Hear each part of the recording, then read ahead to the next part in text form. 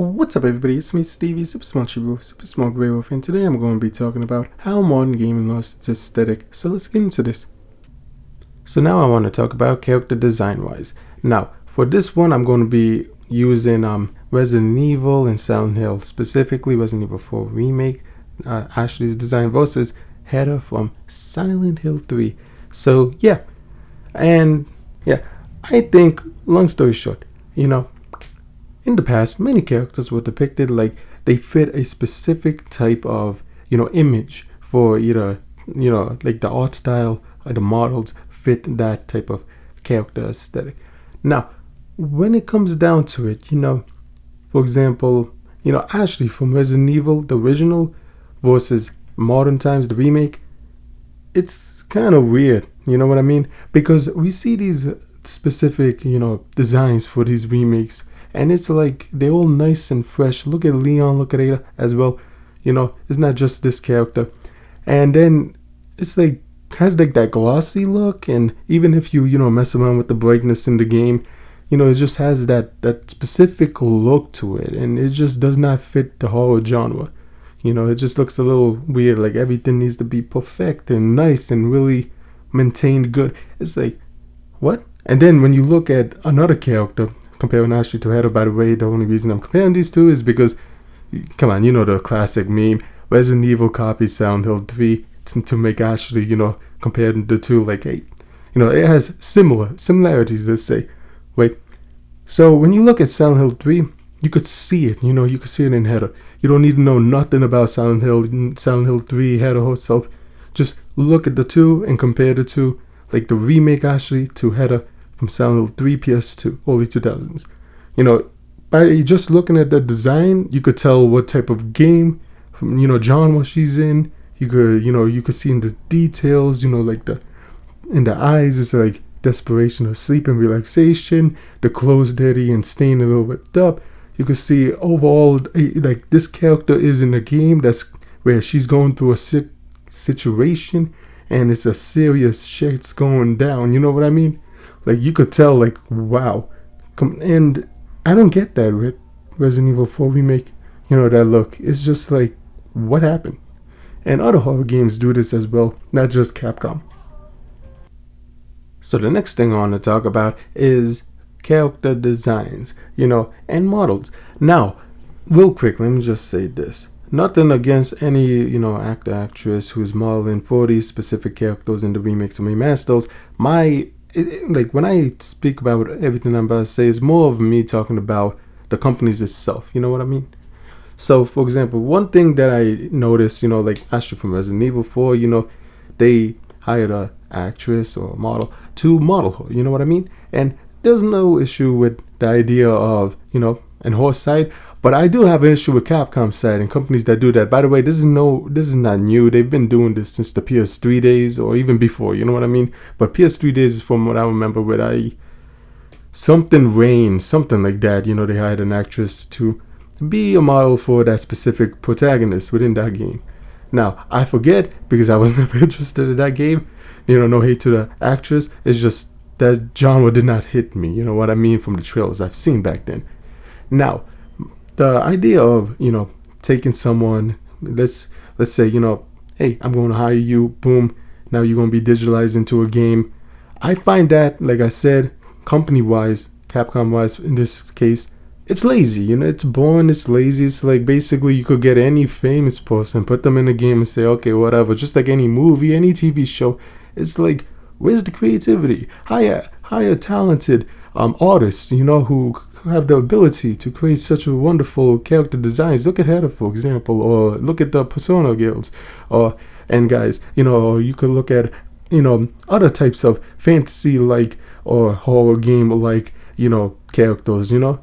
Like artists that took the time to perfect their work, show the world their creative works, and boom, to just hire someone who's famous and be like, okay, I'm gonna digitalize you, boom, now you in the game. That just sounds lazy and just overall, yeah, it's just, I don't like it. Another thing relating to this, I would say as well, sticking with characters in this case, let's go to the Persona one in the middle. Look, this is more of a my opinion thing, okay? Maybe it's the you love it for some reason, but in my opinion, it's a D grade. Look, and the left side is the original. No. So as you can see, for example, I would say, when it comes down to like the Persona games in this one I'll use, like maybe there was 1-2 characters that I think they look cool, the designs. Usually redesigns, Persona 4 comes to mind, comparing that and then comparing like the final pictures of like in the end game of the cast of characters, and even here in Persona 3 you could see like this is the original, this is the remake. I personally, like I said, this is just a side thing, not that serious, but I personally think like a lot of redesigns really don't hit it. Like don't get me wrong, many times I've seen companies do hit it, and when they hit it, it's wonderful. It's like you took an amazing design and you made it even cooler for modern audiences to enjoy. And I think that's amazing. Look at Final Fantasy VII Remake. That's a perfect example. They went from the PS1 game to Advent Children to Final Fantasy VII Remake, and it's like, dude, it just kept getting better and better. So my issue isn't like nostalgia related, trying to be like, oh, the original will always be the best. No, because Square Enix has proven with such a wonderful game like Final Fantasy VII that those characters can be adapted into modern art, and it's wonderful. But sometimes these companies tend to degrade, and it's unfortunate when it happens. So that's what I want to say. One thing that I wanted to touch and talk about is it relates to like the character designs, etc., and stuff like that within games. Now, long story short, when it comes down to models or using specific actors and actresses within a game, I would say this: when it comes down to the characters itself, and in a video game that is like, say, an arcade type game, I think it fits better in that sense. But I wouldn't say exactly do like what Resident Evil 4 Remake did. I would say do it in the ways of how Need for Speed 2015 did. Now, what they did is they took, they leave the gameplay, it's a gameplay racing and all that, that's the same. What they did for the cutscenes, to tell the storytelling and all that, that's the uniqueness in the game. And the way they do it is basically, long story short, they make it into like a show, a movie, you know what I mean?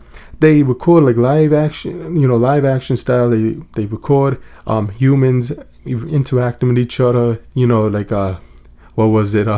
Faceless protagonist, which is supposed to be us, the player, and then they're like, yo, come on with us, and then the soulless protagonist just follows, and then it's like you could see the interactions and all that. Like, that's a unique way of gameplay storytelling.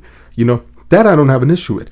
But what I've explained before is what I have an issue with. So I just want to explain that, because that's a thing that I feel like, number one, maybe people might bring up, and number two, I wanted to give like congratulations to that creative storytelling within gaming. And I hope more game companies do that instead of the ways I've explained, which I do not appreciate all.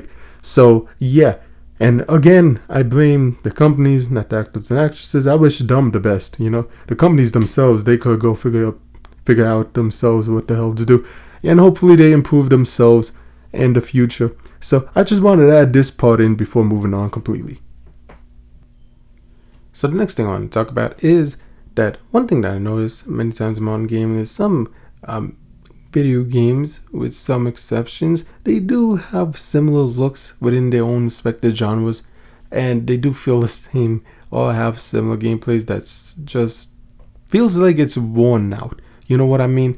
Long story short, besides horror games and stuff, first party shooting games is perfect. The FPS games fit this perfectly, because we see many times, for example, like Call of Duty, Stalker 2, which I never heard of, and other games, Valorant, etc. Many of these games, they have the same format, and it's like there's not enough uniqueness in them. And a lot of them, they release the game a little bit, maybe a month after, boom, DLC, pay extra, and it's like, what? And then the base game is kind of, it's not as fun as the older ones were. And then I'm like, what the hell happened? If you look back, right, say, look how different Call of Duty Modern Warfare 2 in 2009 was to other 2009 games, FPS games. And let me name some, right? In 2009, you had MW2, Left 4 Dead, Killzone 2. All three have their own unique aesthetics and their own unique gameplay mechanics and their own unique things that help them stand out. And, you could jump all three of them, and then it's like, yo, this is a wonderful game. I'm going to play this game, maybe later that game, maybe later that game, and it's wonderful. But in modern days in the FPS world, it's like you're playing one game and then you try to switch to the other one, and it's like, dude, they kind of too similar, you know what I mean? And everyone's trying to reach for that next special trend. And that's in general, not just FPS games, in general, gaming trends. Why are companies trying to just go after every little trend? Like, fuck shit. Be creative. Show your idea, not the ideas of whatever the hell's going on. Well, be creative. Show the ideas. Let people express themselves, these creators, in a way that makes the video game look interesting and fun, not just trying to rely on what's hip and whatever the hell, you know what I mean? Because that's just boring, and at that point I'd rather not spend my money on that shit. But hey, that's just me. And yeah, long story short, I think when it comes down to many games, especially the FPS genre, it just lost its charm. So, the next thing I want to talk about is gameplay aesthetic wise. And it's so funny and shameless. FPS games perfected being shameless. You know what I mean? 100%. They just said, you know what? We're the best. Boom. And the worst thing is, it works out for them. In this topic, I'm going to call out the fans and companies. Mostly, to be more specific, the fanboys, fangirls, because there's a difference between being a fanboy, fangirl, and a regular fan. Regular fans could call out companies bullshit. Fanboys, fangirls just uses excuses to defend the company, although the company don't give a shit about them. Okay? Now, when there's a situation, right, gaming is the only type of form of entertainment that gets a pass. Imagine a movie coming out and saying, it's static and all that, it's weird, the audio and the visuals are popping and weirdness, right? No one's going to take that. They're going to ask for a refund, and they truly do deserve that refund, But when a game does something like that, they promise an update or say, okay, people normalize that. And it's unfortunate because that's a hard work and money down in the drain. And it's unfortunate because a lot of times you can't get a full refund. Some companies don't want to. Some stores don't want to. And then it's some random stuff. They say you get a refund, either you play this amount of hours or you get a refund if once you buy it, it's basically yours. Or if you open the game, it's like, okay, yeah, you opened it, you get half of what you paid. And it's annoying. It's like, what the hell? Hell no, I don't take chances with these unknown name games. That's why I don't unbox a lot of new shit, because it's like, I don't trust them. Now, another thing I want to say relating to this is, it's unfortunate, they release, instead of delaying the games and perfecting the work and trying to represent a wonderful piece of art, a video game, and give a good name for themselves, they rather just promise an update later on to fix every bug and glitch that game has. And it's weird, it's annoying.